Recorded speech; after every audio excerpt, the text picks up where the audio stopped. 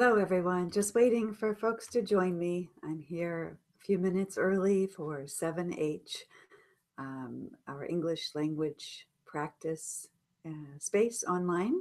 And this is our first of, I hope, weekly Sunday hangouts just for conversation practice. And many of the members knew me from two other sites that I worked extensively on. English Cafe years ago, closed in 2012. And then I started Loop, Learn English with a Worldwide Perspective, for 5 busy years. Had to close rather suddenly last December. And now I'm just getting started with a simpler site, completely free, 7H, and invite you to join us. If you Google the number 7 and the letter H, you'll find us. Hope to talk with you soon, get to know you. Looking for native English speaker volunteers as well as members of our site to practice English. We have learners from around the world, about 50 members right now. At one point, our prior site, Loop, had over 1,500 members. So I hope 7H will grow to at least a couple of hundred active members. It is a site where your participation is requested to stay as an active member to join these free live classes. I do ask that you post and participate. So I hope we will see a few folks join us here any moment.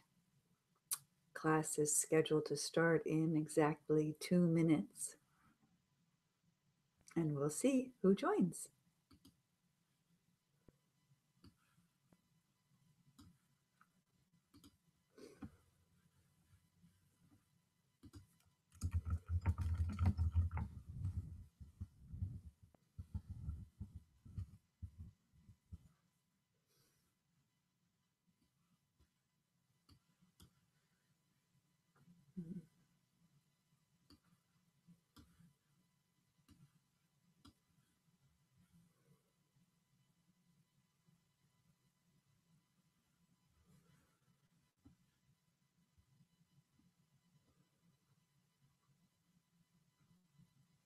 As we speak, I say we, assuming that at least one other person will join me today.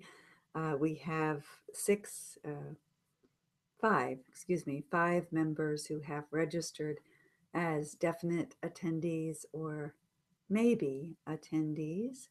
So we will see who does join.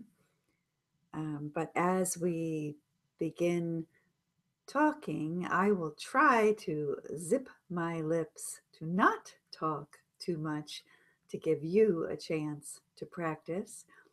And as you practice, I will type. I have the chat open and I will be typing pronunciation notes, additional vocabulary suggestions, grammar reminders, etc.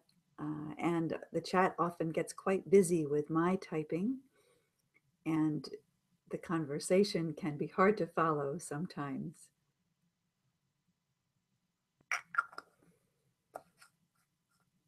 So we are officially 12:30 time now, so we'll see who joins. I hope someone will.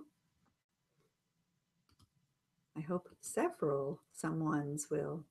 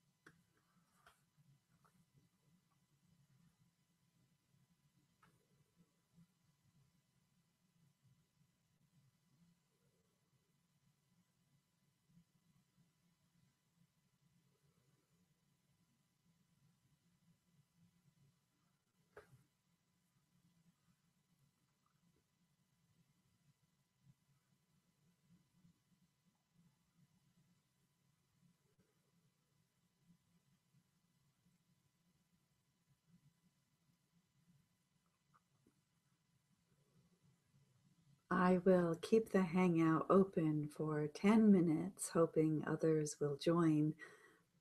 I won't wait longer than that before giving up for today and trying again for next week.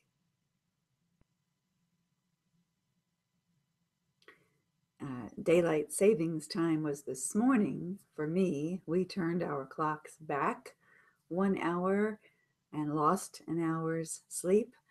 Um, I guess last week that changed in some countries in Europe, and I think next week and the week after changes for others. So some of you, perhaps all of you who registered, may have the times mixed up. Or possibly because the site's been so quiet this week, you forgot.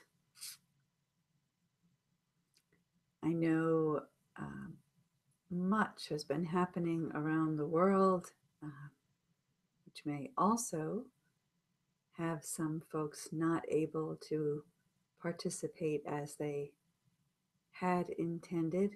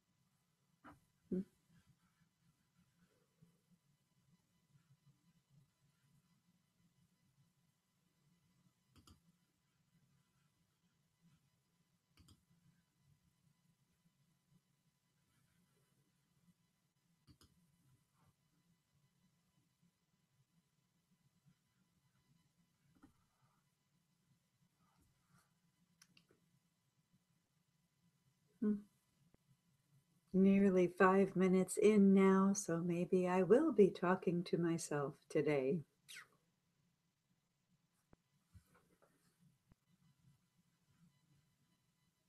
On our site, just checking now, we have 140 discussions started, many of them threaded with many replies, but 140 new discussion posts started. And we have 21 individual blog posts by different members posted so far. This week's discussion, most active discussion, was titled Gender Neutral, and talked a bit about Stockholm and a school that is piloting a project experiment on children avoiding he or she, not focusing on girls and boys, but calling all children by the same pronoun, no difference in gender, to try and de-emphasize the stereotypes. And a few comments were posted there. One was from Ivan that I had thought was joining us today, and I was hoping to talk with him about his question and comment about my comment. So it's an intriguing idea for me, to think about not saying boys and girls, but saying children. And the example used here was translated to English as the word hen instead of he, she, her, him, hen. But hen in English is a female chicken, so that doesn't work very well as a word choice for me. It's not gender neutral for my brain.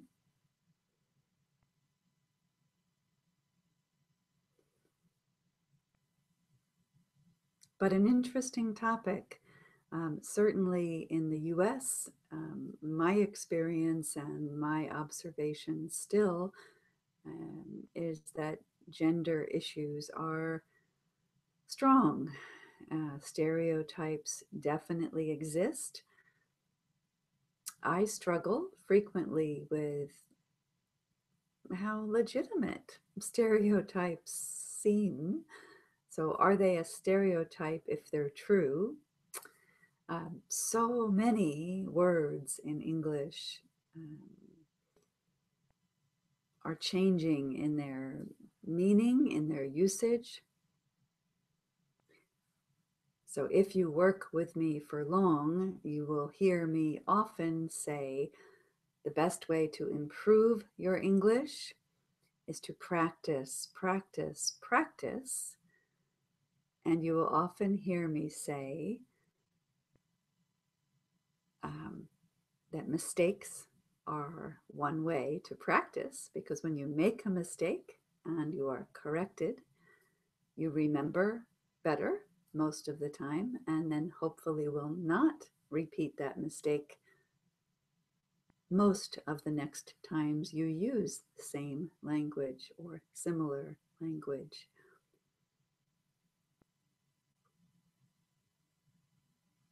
I lost my train of thought. I was going to share something else that you would hear me say. Oh, I know, grammar.